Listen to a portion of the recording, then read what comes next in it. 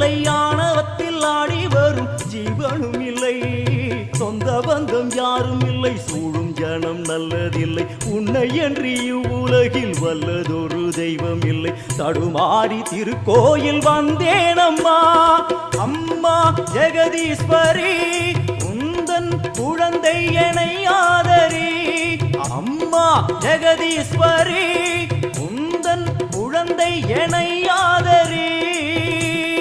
நீ வந்து தாயாக என்னை தாங்கணும், உன் மடி மீது தலை வைத்து நான் ஏங்கணும்.